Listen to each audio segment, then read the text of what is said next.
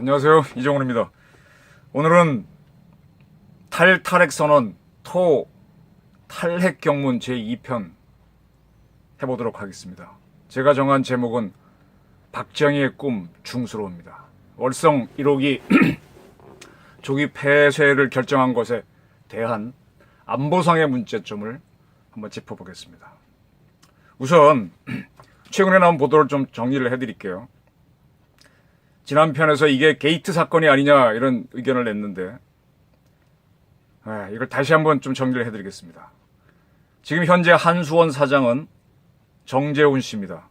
이분은 경제성이 없다라는 결정이 나오도록 이사회를 열어가지고 계속운전 허가기간이 3년 정도 남아있는 월성 1호기를 조기에 폐쇄하도록 했습니다. 근데 바로 그 전임자인 이관섭 사장은 3,700억 원이 흑자다. 내부조사를 통해서 이렇게 나왔습니다. 바로 이것 때문에 이관섭 씨를 해임시키고 정재훈 씨를 투입하죠. 두 분 다 산자부 관료 출신입니다. 뭐 두 분 다 만난 적이 있고 저는. 어떻게 같은 회사에서 같은 자료를 갖고 왔는데 이렇게 달라지느냐. 이게 이제 게이트라는 얘기죠. 게이트로 한번 보자는 얘기죠. 근데 이와 비슷한 사건이요. 정치적으로 일어난 적이 있어요. 김영삼 정부 시절에 이종훈 씨가 한전 사장이었습니다. 그때는 한수원이 분리돼 나오기 전이죠. 한전에서. 그때 이종훈 사장은 무슨 일을 했는가 하면은 지금은 좀 어렵습니다만은 지금 발전용으로 사용 후 해결료를 핵무기가 아닌 발전용으로 쓰기 위해서 발전용 해결료로 다시 만들기 위해서 재처리를 추진했습니다. 그래서 영국의 BNFL 회사를 만나고 이제 90년대 이야기죠. 상당히 열심히 추진했는데 정권이 바뀌어서 DJ 정부가 들어서니까 미국 교포로 있던 장영식 씨를 한전 사장에 임명해서는 원전 발전을 하지 말고 석탄 발전하라. 석탄 발전이 훨씬 공해 많고요. 분진도 많이 나오고요. 쓰레기 양은 어마어마하게 나옵니다. 그리고 재처리를 중지시킨 적이 있습니다. 그때 김대중 정부는 그 대북 유화 정책 6.15 1차 정상회담 추진하고 노벨 평화상 받으려고 하면서 우리 원전은 굉장히 죽였었죠. 근데 지금은 더 심하죠. 제가 이런 걸 말씀드릴 수 있는 건 저는 장영식 씨를 만난 적이 있어요. 인터뷰를 했었고. 왜 그랬냐고 질문했더니 한국은 핵 비확산 조약인 NPT를 지켜야 된다. 이렇게 답변했습니다. 근데 NPT를 지키고 있는 일본도 사용 후 해결료를 재처리해서 발전용 연료로 쓰고 있습니다. 네. 프랑스도 하고 있고요. NPT 지킨 나라 다 하고 있습니다. 근데 이걸 막았습니다. 네. 우리만 못하게 하는 우리 국민인가요? 그때 이 양반 국적 바꾸고 들어왔었는데 기억납니다. 그래서 국적 바꿔서 한국에 들어왔기 때문에 미국에서는 연금을 다 잃었다고 털털댄 적이 있습니다. 자, 지금 정재훈 사장은 한전 사장이 되고 난 다음에 이게 언론에 하나 보도가 됐어요. 당시 백운규 산업통상부 장관에게 자기가 기관장이잖아요. 한수원 기관장이니까 경영성과 협약서를 씁니다. 내가 이렇게 경영을 하겠다. 뭐라고 썼는가 하면요. 임기 1년 차에 월성 1호기 조기 폐쇄하겠다. 임기 2년 차에 신규 원전 건설을 중단하겠다. 3년 차에는 원전 건설 중단 비용을 보존하는 방법을 추진하겠다. 이렇게 했습니다. 지금 뭔가 하면은 자기는 이관섭 사장을 해임하고 난 다음에 들어온 사장이니까 정부가 원하는 대로 월성 1호기를 조기 폐쇄하겠다. 이게 이런 약속을 자기가 써가지고 배용부 장관에게 줬어요. 백 장관은 어떤 분인가 하면 한양대 교수하던 분인데 대체에너지 쪽 좀 했던 분입니다. 원자력은 모르는 분이죠. 원자력과 반대편에 있던 분이죠.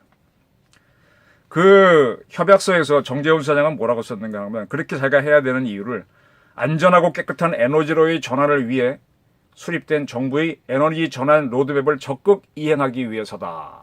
이게 솔직한 얘기겠죠. 자기 뜻이 아니고 문재인 정부가 깨끗한 에너지란 거는 이제 대체 에너지, 태양광 뭐 이런 건데 일로 가기 위해서 월성 1호기를 죽이겠다. 정부 지신대로 한다. 이렇게 했고요. 이것 때문에 바로 월성 1호기가 3천 얼마가 더 돌리면 벌 수 있는데 경제성이 없다라고 했겠죠. 네. 그래서 이제 그 결정을 혼자 하면은 안 되니까 이사들 모아서 해야 되니까 이사들을 모아서 회의를 할 때 경제성 분석에 대한 보고서는 보여주지 않았답니다. 앞에 3천억 원 물론 그 후에 것들도. 그리고 정부가 월성 1호기 조기 폐쇄 정책을 수립했고 공문으로 이 정책을 집행을 요청했다라는 설명을 하면서 표결을 붙여갖고 월성 1호기 잘 돌아가고 있는 놈을 5천 몇백억 들여갖고 고쳐놓은 놈을 30년 쓸 수 있도록 갖춰놓은 놈을 10년 허가 받았는데 10년이 아니라 7년 허가 받았는데 그것도 다 돌리지 못하고 세우게 했습니다. 그런데 이 정재훈 씨가 관리 출신인데 산업자원부 에너지시장 시절에 국회에 가서는 전혀 반대되는 이야기를 한 적이 있습니다. 그때는 어떤 데인가 하면은 월성 1호기를 계속 운전 허가를 받기 위해서 그 안에 380개의 작은 원자로 압력관이 있지 않습니까? 그거를 교체를 다 합니다. 새 걸로. 교체하는 작업을 하게 되면 30년을 추가로 쓸 수 있죠. 단순 계산으로. 그거를 하기 위해서 국회에서 7천억을 요구했습니다. 그러면서 이거 지원해 주시면은 더 연장되도록 안전하게 돌리겠다 이런 설명을 한 적이 있습니다. 그때는 관료라서 정부가 그걸 시켰으니 그걸 했겠죠. 그러니까 정권이 바뀌고 또 이거 시키면 저거 하고. 아니 그럼 공무원 관이 없잖아요. 관. 그냥 좀 시키는 대로 하는 뭐 삐에로를 세우든지 공무원의 정도가 있어야 되잖아요. 자기 정도 국가를 위해서. 네, 완전히 정권이 바뀐다면 180도 입장을 바꿨습니다. 이런 거가 이제 이채 의원실에서 나온 자료에 딱 다 밝혀져 있습니다. 이건 뭡니까? 네. 시키는 대로 하려면은 아니 뭐하러 이렇게 많이 행정고시 보시고 한 분들을 국가에서 써요. 공무원들 국가를 위해서 왜 위국 헌신하라 그래요? 정권을 위해서 하라 그러지. 탐관 자리를 탐내서 그런가요? 자, 이 중수로는요. 우리나라에 여러 가지 발전소가 있는데 가장 경제적인 거는 경수로입니다. 두 번째가 중수로. 그다음에 석탄 발전소 LNG는 매우 비싸고요. 태양광이나 이런 건 의미가 없습니다. 경제성으로는. 꽤 괜찮은 게 중수로인데 이 경수로를 짓지 않고 중수로를 지은 사람이 박정희입니다. 제가 박정희가 왜 이걸 지었는지 한번 설명을 드리겠습니다. 우선 이걸 아시려면요. 세계 정세를 아셔야 돼요. 자, 68년도에 북한이 청와대를 때려부신다고 1.1 사태를 일으켰습니다. 김신조 씨가 특공대를 끌고 와서 청와대까지 왔었죠. 다 죽고 한 사람 사는 게 김신조. 그리고 바로 이틀 후에는 원산 앞바다에서 미국 해군 첩보함이 원산 앞바다에서 북한 해군에게 납치됩니다. 그때 부처 대령이 손들고 나가는 유명한 사진 찍히고 한 사람이 죽죠. 이듬해 4월 15일에는 함경남도 해안에서 미 공군의 정찰기 EC-121이 북한 공군의 공격을 받아갖고 격추됩니다. 추락합니다. 30명 타고 있던 사람 비행기와 함께 전멸합니다. 그런데 아주 그때 전쟁 나는처럼 위태로웠는데 불과 2년이 지난 71년 3월 달에 일본 나고야에서 세계 탁구 선수권 대회가 열리는데 미국이 세계 전력이 바뀐 거예요. 슬쩍 미국 선수가 그 중국 선수들이 탄 버스에 접근해서 뭐 이렇게 장난치고 내려와서 그걸 기화로 해서 중국이 미국 선수를 초청해서 핑퐁 시합하는 핑퐁회가 열립니다. 그때 뭐가 있었는가 하면 그 두 달 후에 미국과 소련이 쿠바 핵 미사일 위기부터 굉장히 경쟁을 해오다가 드디어 양쪽이 서로 핵 미사일을 줄이는 솔트 전략무기 감축 협정을 맺습니다. Strategic Arms Limitation Talk라고 해서 솔트를 해가면서 이걸 줄입니다. 그러니까 이제 핵전쟁의 위협이 줄어드니까 미국은 당시 한국에 2개의 사단이 있었는데 그중 7사단을 철수시킵니다. 2사단만 남기는데 지금 2사단이 한국에 있죠.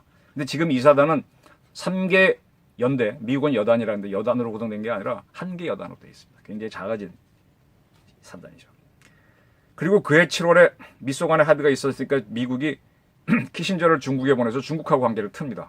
이건 뭔가 하면은 소련의 위협이 좀 약해졌으니까 중국과의 관계를 개선해서 소련을 포위하겠다는 미국의 닉슨의 대전략입니다. 그게 잘 돼가지고 그 빙뽕이부터 다 이어지는 거죠.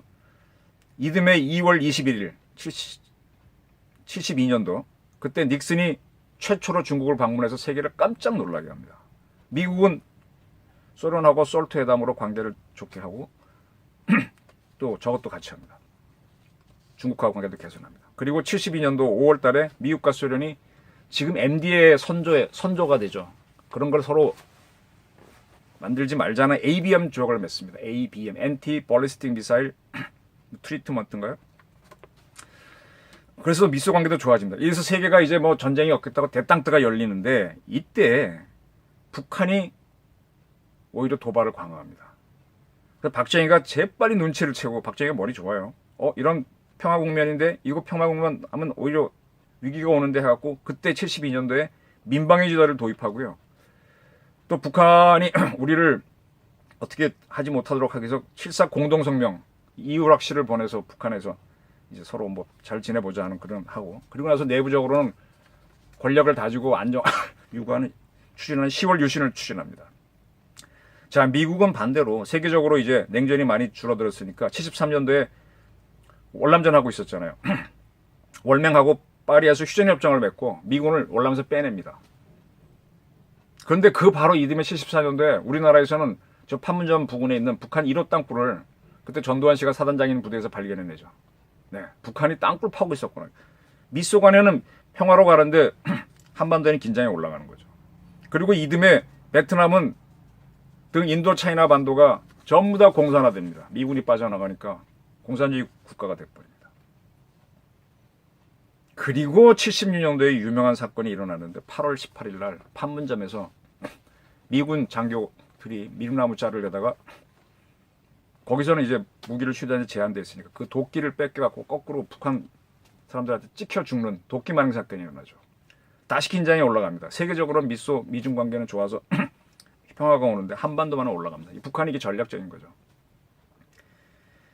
그러할 때 그 이듬해 박정희가 바로 그 유명한 고리 1호기를 준공을 합니다. 세계 21번째 원자력 발전소 보유국가를 만들죠. 의지를 갖고 박정희가 추진한 게 만들어집니다. 그리고 고리 1호기를 상업 가동하는데 그때 박정희가 쓴 유명한 글이 민족 중흥의 횃불입니다. 고리 1호기를 그렇게 명명했어요. 박정희는 핵을 원자력 발전소를 안보를 위해서 만든 사람입니다. 안보를 하면서 경제를 하기 위한 거죠. 자, 이게 세계적으로는 미소 관계, 미중 관계는 좋아졌는데 거꾸로 인도차이나에서는 공산화되고 한반도의 긴장은 올라가고 하니까 복잡해졌어요. 77년도에 그런 사태를 그러니까 계속 이제 미국은 세계적으로 평화가 왔으니까 주한미군 빼내려고 하는데 거기에 대해서 한반도 안보를 책임진 유엔사 입장은 미군이 유엔사를 주축인데 반대하죠. 그 싱글러브 참모장인데 유엔사 참모장 이 양반이 워싱턴 포스트하고 인터뷰를 하면서 닉슨이 그때 이제 하야를 하고 포드가 하다가 카터가 됐는데 계속 주한미군 빼내는 거는 한반도는 특이하다. 여기는 빼내면 안 된다고 인터뷰를 합니다. 공격을 합니다. 파먹었죠. 미군 장성들은요 바른 말 해요. 지금도 그래요. 트럼프하게 맞서요. 우리나라 군인들은 이런 거 못해요. 좀 찌질이지.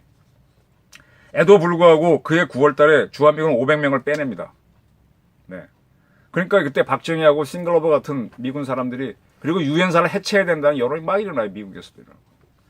그러면 한국 안보가 위태로우니까 박정희하고 미군들이 합의를 해서 한미연합사를 만들자 그래서 78년도 11월 7일 날 지금 한미연합사를 만듭니다. 이걸 없애자는 게 지금 문재인 정부죠. 그럼에도 불구하고 미국은 또 1000명을 빼냅니다. 한국에서.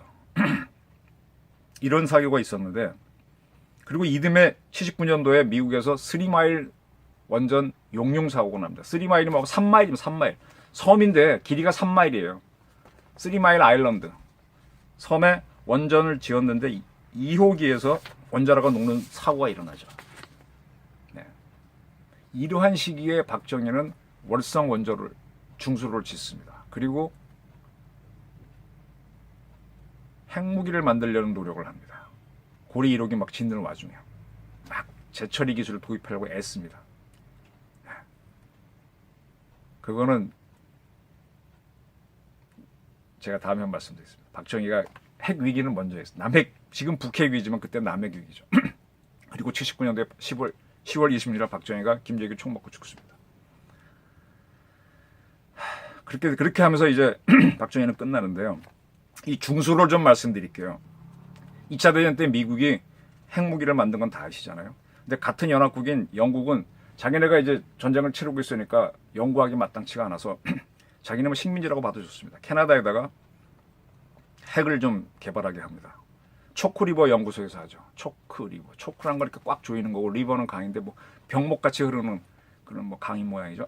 거기 연구소에서 하는데 농축하는 기술이 없으니까 우라늄을 이렇게 불순물 제거하면은 천연 우라늄인데 그걸 바로 떼는 걸 개발했어요.